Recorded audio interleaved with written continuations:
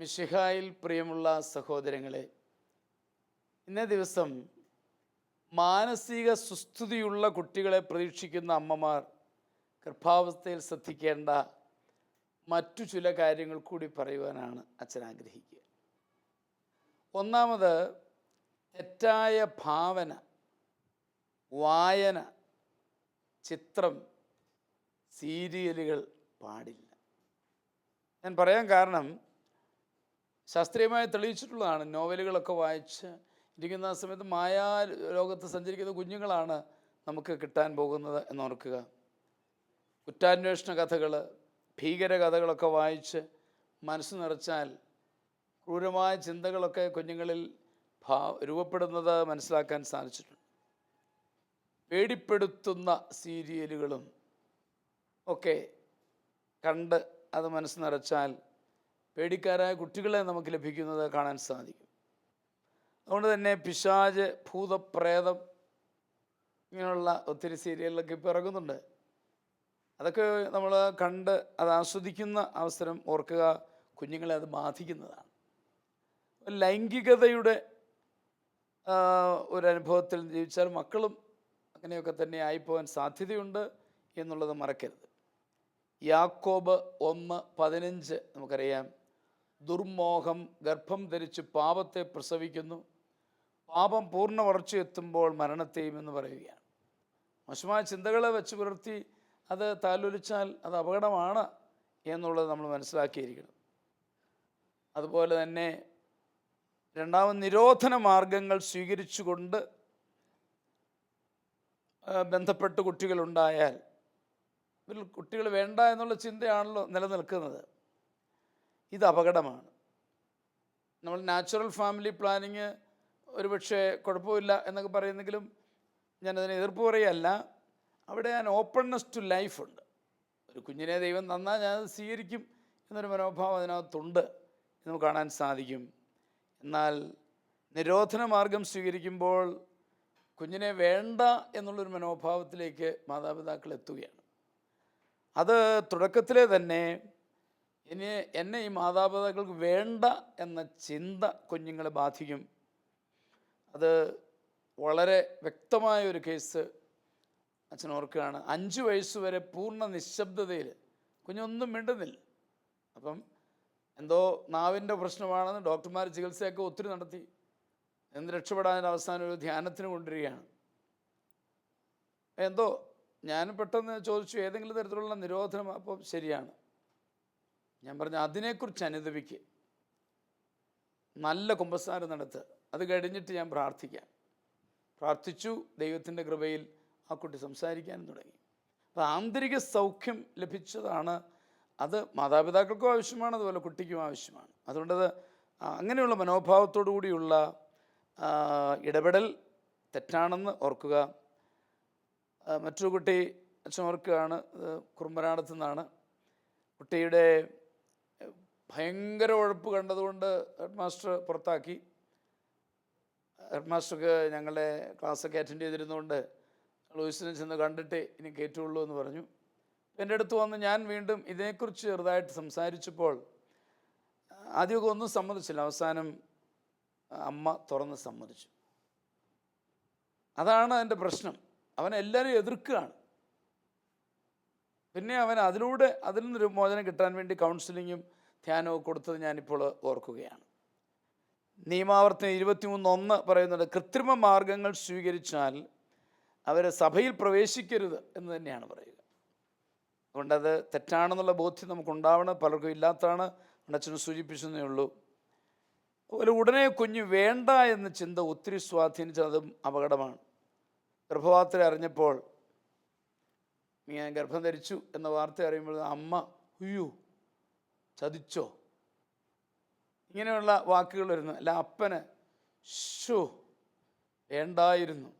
ഇതൊക്കെ ഈ കുഞ്ഞിനെ വളരെയേറെ ബാധിക്കുന്നതാണ് എന്ന് നമുക്ക് കാണാൻ സാധിക്കും. ചിലൻ്റെ പറഞ്ഞു അയ്യോ കുഴപ്പമായി. ആരാ കുഴപ്പം?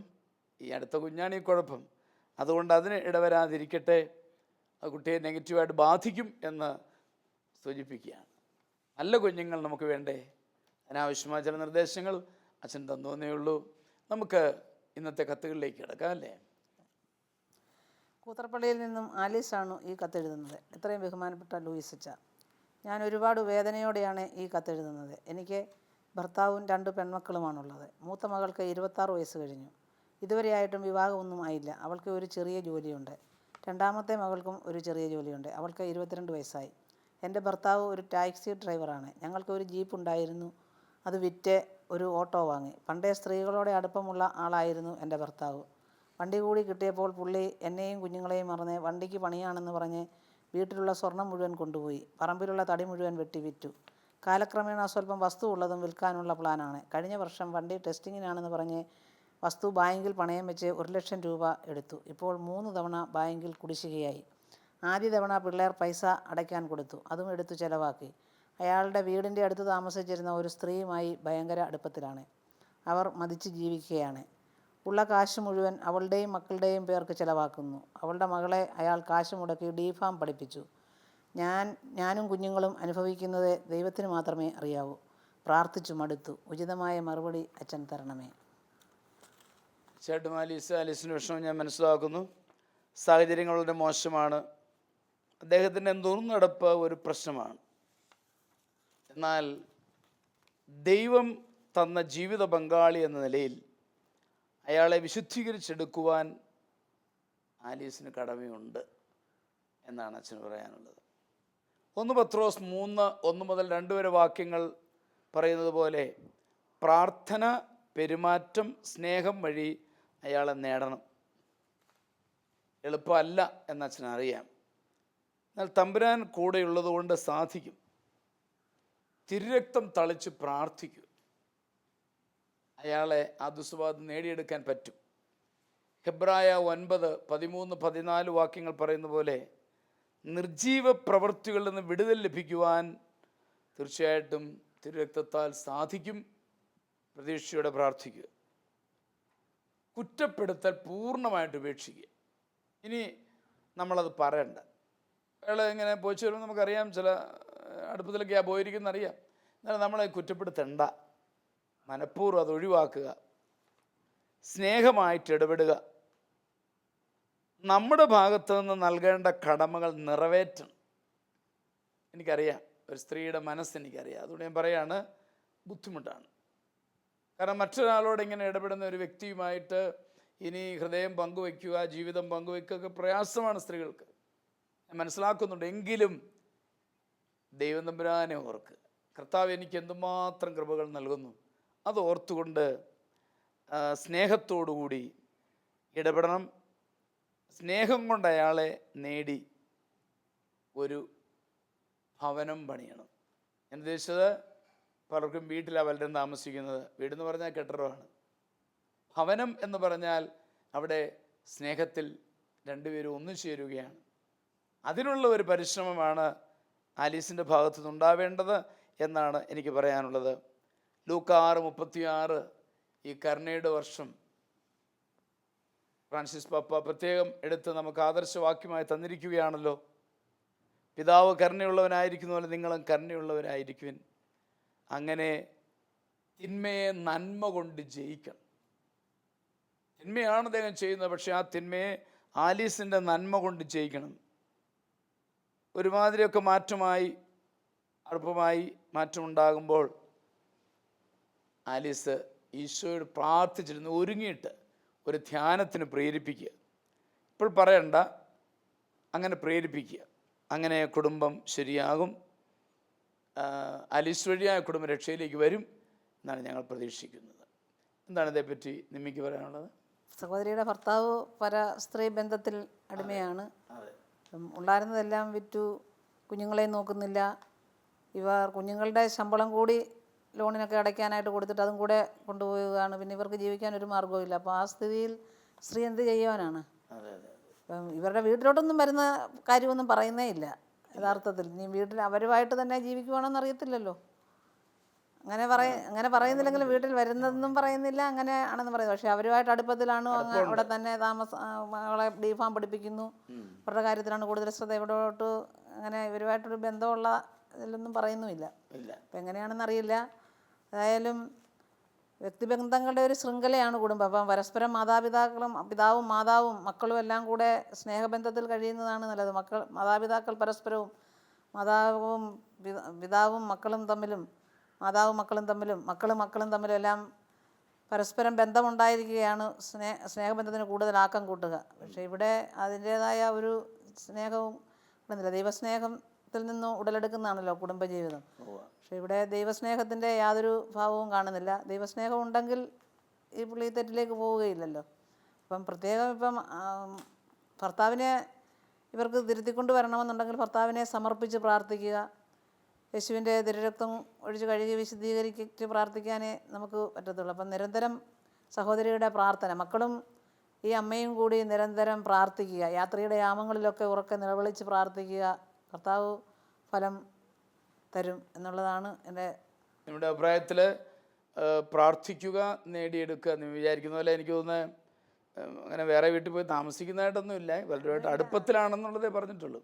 അപ്പം അതുകൊണ്ട് ആലീസ് നിരന്തരമായിട്ട് തിരുരക്തം തളിച്ച് പ്രാർത്ഥിക്കണം, അങ്ങനെ ഭർത്താവിനെ നേടിയെടുക്കണം എന്നാണ് പറയുന്നത്. ടോമിഷൻ എന്ന് പറയുന്നു. തീർച്ചയായിട്ടും അവരുടെ മാനസിക വ്യഥ ഞങ്ങൾ ഉൾക്കൊള്ളുന്നു, ഓർത്ത് പ്രാർത്ഥിക്കാം. പക്ഷേ അച്ഛൻ മുമ്പേ സൂചിപ്പിച്ചതുപോലെ ഈ ഭർത്താവിന് വേണ്ട സഹകരണം ഈ രംഗത്ത് കൊടുക്കാതെ പോയിട്ടുണ്ടോ എന്നറിയില്ല. ഏതെങ്കിലും ഒരു ദുർബല നിമിഷത്തിൽ നമ്മൾ എല്ലാ കാരണങ്ങൾ പറഞ്ഞ് അദ്ദേഹത്തെ ഒഴിവാക്കുകയും വേറൊരു അവസരം കിട്ടിയപ്പം പോയി പെട്ടുപോയതാണോ നമുക്കറിയില്ല. അങ്ങനെയാണെന്നുണ്ടെങ്കിൽ തിരിച്ചെടുക്കുക കുറേ കൂടെ എളുപ്പമാണ്. ഇനി ഏതെങ്കിലും ഇങ്ങനെയുള്ള ആസക്തിയുടെ അടിമയായി പോയ മനുഷ്യനാണെങ്കിൽ ഇച്ചിരി കൂടെ പാടാം, തിരിച്ചെടുക്കാം. അപ്പം അത് ചിലതിങ്ങനെയുള്ള രോഗം തന്നെയുണ്ട്. അപ്പം അങ്ങനെയൊക്കെ എവിടെയാണെന്നുള്ളത് ഒന്ന് ശ്രദ്ധയോടെ ഒന്ന് കൈകാര്യം ചെയ്താൽ കുറേ കാര്യങ്ങൾ നമുക്ക് മനസ്സിലാക്കാൻ പറ്റും. പിന്നെ എനിക്ക് പറയാനുള്ളത്, ഇതുപോലൊരു അനുഭവം, എൻ്റെ ഒരു സാക്ഷ്യം ഞാൻ കേട്ടത്, ഒരു ഭർത്താവ് ഇതുപോലെ പരസ്ത്രീയുമായിട്ടുള്ള ബന്ധത്തിൽ പോയി സാവകാശം അവളുടെ കൂടെ താമസവുമായി വർഷങ്ങൾ കഴിഞ്ഞ് ഈ സ്ത്രീ ഒറ്റയ്ക്ക് കുത്തിയിരുന്ന് രായും പകലും കർത്താവിനോട് പ്രാർത്ഥിച്ചുകൊണ്ടേയിരുന്നു, എനിക്ക് നീ കൂട്ടിത്തന്നവനെ വീണ്ടെടുത്ത് തരണം. 6 കൊല്ലത്തിന് ശേഷം ആ മനുഷ്യൻ തിരിച്ചു വന്നതായിട്ടാണ്. അപ്പം തീർച്ചയായിട്ടും സഹോദരി ഭാരപ്പെടണ്ട. നിങ്ങളെ യോജിപ്പിച്ചത് കർത്താവല്ലേ, ദൈവം യോജിപ്പിച്ചത് മനുഷ്യൻ. ഇത് വേർപെടുത്തരുത്. ഇത് ദൈവത്തിൻ്റെ വചനം. ആ വചനത്തിൽ നിന്നുകൊണ്ട് ഈശോ എടുത്ത് പറഞ്ഞുകൊണ്ട്, നീ എന്നെ യോജിപ്പിച്ചതിൽ നിന്ന് അകത്തി കളയരുത്, തിരിച്ചു തരണം. ഇനി പ്രാർത്ഥിക്കുക എന്ന് പറയുമ്പോഴത്തേക്ക് ആ സഹോദരിയെ കൂടെ ഓർത്ത് പ്രാർത്ഥിക്കണം. ഏത് സ്ത്രീയുമായിട്ടാണോ ഈ പരബന്ധമുള്ളത് ആ സഹോദരിയെ കൂടെ, അവരെ കൂടെ അതിൽ നിന്ന് മോചിപ്പിക്കണം. അവരെ കൂടെ ഓർത്തിട്ട് നിരന്തരം ഈശോയുടെ തിരുരക്തം കൊണ്ട് അവരെയൊക്കെ കഴുകാൻ, ആരൊക്കെയായിട്ട് ബന്ധമുണ്ടോ അവരെയൊക്കെ കഴുകാനും വിശുദ്ധീകരിക്കാനും അങ്ങനെ അനേകരെ പാപത്തിൽ നിന്ന് വീണ്ടെടുക്കാനായിട്ട് ഇതുവഴി ഈ സഹനം സമർപ്പിക്കുക. സഹോദരിയുടെ ഇപ്പോഴത്തെ ആ സഹനം ഈശോയുടെ പീഡാസഹനത്തോട് ചേർത്ത് സമർപ്പിക്കുക, വിശുദ്ധ കുർബാനയിൽ സമർപ്പിക്കുക, അവരെല്ലാവരെയും കൊടുക്കുക ഈശോയ്ക്ക്. അതിൽ നിന്ന് മോചനം കിട്ടും.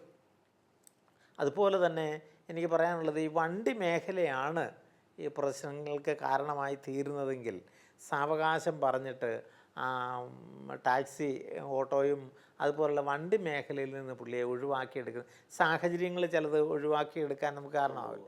എന്നിട്ട് വീട്ടിലുള്ള കൃഷിയൊക്കെ ചെയ്തിട്ട് നിരന്തരം നിങ്ങളുമായിട്ട് ഉള്ള ആ ബന്ധത്തിലേക്ക് വളർന്നു വരത്തക്ക, അല്ലെങ്കിൽ കൂടുതൽ ആഴപ്പെടുത്തക്ക തരത്തിലേക്കുള്ള ജോലി ക്രമപ്പെടുത്താനായിട്ട് പറ്റുമെങ്കിൽ അത് ചെയ്യുക. സാഹചര്യം നിങ്ങൾക്കേ അറിയൂ. ആ മറ്റുള്ള സാഹചര്യത്തിൽ നിന്ന് ഒഴിവാക്കി അദ്ദേഹത്തെ നിരന്തരമായിട്ടുള്ള ബന്ധത്തിൽ കുടുംബമായിട്ട് ബന്ധപ്പെട്ട് പോകുന്ന സാഹചര്യത്തിലേക്ക് വളർത്തിക്കൊണ്ട് വന്നാൽ കുറേ കൂടെ എളുപ്പം മോചനമാകും. തീർച്ചയായിട്ടും പ്രാർത്ഥിക്കുക, പരിശ്രമിക്കുക, കർത്താവ് ഫലം തരും. അപ്പോൾ തീർച്ചയായിട്ടും പ്രത്യേകിച്ചും ജീവിത പങ്കാളിക്ക് വേണ്ടി ആലിസ് പ്രാർത്ഥിക്കുക, ബലിയിൽ സമർപ്പിച്ച് പ്രാർത്ഥിക്കുക. അത് ടോമിഷൻ പ്രത്യേകമായിട്ട് എടുത്തു പറഞ്ഞു. അങ്ങനെ പ്രാർത്ഥനയിലൂടെ നേടിയെടുക്കണം. പെരുമാറ്റത്തിൽ കുറവുകൾ വന്നിട്ടുണ്ടെങ്കിൽ പരിഹരിച്ചെടുക്കാനും കൂടെ പരിശ്രമിക്കണം എന്നാണ് പറയാനുള്ളത്. ആലിസെ ഞങ്ങൾ കുടുംബത്തിന് വേണ്ടി പ്രത്യേകം പ്രാർത്ഥിക്കുന്നതാണ്. ടോമിഷൻ സൂചിപ്പിച്ചതുപോലെ വഴിതെറ്റിപ്പോയ ആ വ്യക്തികൾക്ക് വേണ്ടി കൂടെ പ്രാർത്ഥിക്കുവാനായിട്ട് ശ്രദ്ധിക്കണം എന്നതും കൂടെ ഓർമ്മിപ്പിച്ചുകൊണ്ട് അടുത്ത കത്തിലേക്ക് നമുക്ക് കിടക്കാം. തോട്ടയ്ക്കാട്ട് നിന്ന് മേരി എഴുതുന്നതാണ് ഈ കത്ത്. പ്രിയ ബഹുമാനപ്പെട്ട അച്ഛ, എൻ്റെ ഭർത്താവ് മരിച്ചിട്ട് 8 മാസമായി. ചിലപ്പോഴൊക്കെ എൻ്റെ മനസ്സിൽ രണ്ടാമത് കല്യാണം കഴിച്ചാൽ ഒരു കൂട്ടാകും എന്ന് തോന്നിപ്പോകും. അച്ഛാ, അത് തെറ്റാണെങ്കിൽ ക്ഷമിക്കണം. എനിക്ക് 46 വയസ്സുണ്ട്. മക്കൾ 2 പെൺകുട്ടികളാണ്. ഒരാൾ കന്യാസ്ത്രീയാണ്, രണ്ടാമത്തെ ആൾ നേഴ്സിങ്ങിന് പഠിക്കുന്നു. ഒരു ദൈവിക ശുശ്രൂഷകനെ മാത്രമേ ഞാൻ ആഗ്രഹിക്കുന്നുള്ളൂ. ഈ ലോകത്തിലുള്ളവരെ, അതായത് ദൈവവിശ്വാസമില്ലാത്തവരെ ആഗ്രഹിക്കുന്നില്ല. ഞാൻ ആഗ്രഹിച്ചത് തെറ്റാണെങ്കിൽ ഈ ആഗ്രഹം എൻ്റെ മനസ്സിൽ നിന്ന് മാറുവാൻ പ്രാർത്ഥിക്കണമേ. എൻ്റെ ഈ ചിന്താക്കുഴപ്പത്തിൽ നിന്നും എന്നെ വിമോചിപ്പിക്കുവാൻ ആവശ്യമായ നിർദ്ദേശങ്ങൾ ശാലോം TV-യിലൂടെ തരണമേ. തീർച്ചയായിട്ടും മേരിയുടെ കത്തിന് ആത്മാർത്ഥമായി ഞാൻ നന്ദി പറയുകയാണ്. കാരണം ഒരു സംശയം വന്നപ്പോൾ അതുടനെ തന്നെ എഴുതിയല്ലോ, അതുകൊണ്ടാണ് ഞാൻ നന്ദി പറയുക. മേരി ഒരു പുനർവിവാഹം നടത്തുന്നതിൽ ഒരു തെറ്റുമില്ല എന്നാണ് എനിക്ക് പറയാനുള്ളത്. അത് സഭ പ്രോത്സാഹിപ്പിക്കുന്നതാണ്. അത് തെറ്റാണെന്ന് ചിന്തിക്കുക പോലും ആവശ്യമില്ലാത്ത ഒരു കാര്യമാണ്. പിന്നെ ദൈവിക ശുശ്രൂഷകനെ മാത്രമേ ആഗ്രഹിക്കുന്നുള്ളൂ എന്ന് പറയേണ്ടതില്ല. ഞാനതൊന്ന് ചെറുതായിട്ട് ചേഞ്ച് ചെയ്യാം. ദൈവം ആഗ്രഹിക്കുന്നയാളെ ആരാണെങ്കിലും സ്വീകരിക്കാൻ തയ്യാറാണ് എന്നുള്ളൊരു മനോഭാവത്തോടു കൂടി വേണം ആലോചന തുടങ്ങാൻ എന്നാണ് എനിക്ക് പറയാനുള്ളത്. സുഭാഷിതം 19:14 മേരിക്കറിയാം. എന്താണ്? ദൈവദാനമാണ് ജീവിത പങ്കാളി. ദൈവം തരുന്നതാണ്. വീടും സമ്പത്തും ഒക്കെ പിതാക്കന്മാർന്ന് കിട്ടും. പക്ഷെ ഭാര്യ ഭർത്താവ് ദൈവത്തിൻ്റെ ദാനമാണ്. ദൈവം ആഗ്രഹിക്കുന്ന ആരാണോ ആ വ്യക്തിയെ സ്വീകരിക്കാനുള്ള അതിനുവേണ്ടി പ്രാർത്ഥിക്കണമെന്നാണ് എനിക്ക് പറയാനുള്ളത്. ദൈവവിശ്വാസമില്ലാത്തവരെ വേണമെന്ന് ഞാൻ പറയുന്നില്ല, അതായിരിക്കും മേരി ഉദ്ദേശിച്ചതായിരിക്കും. എന്നാൽ ആലോചിച്ച് പറ്റിയ വ്യക്തിയെ കിട്ടിയാൽ വിവാഹം കഴിക്കുന്നതാണ് ഉചിതം എന്നാണ് എനിക്ക് മേരിയോട് പറയാനുള്ളത്. ചിലർക്ക് ഇങ്ങനെയുള്ള ചിന്തകൾ ഇപ്പോഴും ഉണ്ട്. ഒത്തിരി പേർക്കില്ല, എന്നാലും ചിലർക്കുണ്ട്. അത് ശരിയാണോ എന്നൊക്കെയുള്ള ചിന്തകൾ, അത് തിരുത്തണം. ജീവിത പങ്കാളി മരിച്ചുപോയി, തീർച്ചയായിട്ടും മറ്റൊരു വിവാഹം ചെയ്യുന്നതിൽ യാതൊരു തെറ്റുമില്ല, അത് നല്ലത് തന്നെയാണ്. വിവാഹം കഴിച്ച് സന്തോഷമായിട്ട് കഴിയണമെന്നാണ് എനിക്ക് പറയാനുള്ളത്. യോഹന്നാൻ 13:34-35 എനിക്കറിയാം. കർത്താവിൻ്റെ ആ പുതിയ കൽപ്പന, ഞാൻ നിങ്ങളെ സ്നേഹിച്ചതുപോലെ നിങ്ങൾ പരസ്പരം സ്നേഹിക്കണം. ആ കർത്താവിന് ശക്തി സ്വീകരിച്ച് ആ സ്നേഹം ജീവിക്കുക, അത് തന്നെയാണ് ദൈവേഷ്ടം. ഞങ്ങൾ പ്രാർത്ഥിക്കാം, സന്തോഷമായിട്ട് കഴിയണമെന്ന് സ്നേഹപൂർവ്വം ഓർമ്മിപ്പിക്കുന്നു. ടോമിച്ചൻ എന്ത് പറയുന്നു? മേരി സഹോദരിയോട് അച്ഛൻ പറഞ്ഞത്, പുനർവിവാഹത്തെപ്പറ്റി പറഞ്ഞതൊക്കെ വളരെ അർത്ഥവത്തും സഭ അനുവദിക്കുന്നതുമാണ്. പക്ഷേ മേരിയുടെ കുടുംബ പശ്ചാത്തലം എനിക്ക് ഇച്ചിരി കൂടെ ആശങ്ക എൻ്റെ മനസ്സിൽ ഉളവാക്കുന്നുണ്ട്. കാരണം 2 പെൺപിള്ളേരാണ്. ഒന്ന് കന്യാസ്ത്രീ, ഒന്ന് പഠിക്കുന്ന കുട്ടി, വിവാഹപ്രായമായി നിൽക്കുന്ന കുട്ടിയാണ്. അപ്പോൾ അവരുടെയൊക്കെ ഉത്തരവാദിത്തങ്ങളും ചുമതലകളും ആ കടമ അമ്മ എന്നുള്ള നിലയ്ക്ക് മേരിയിലുണ്ട്.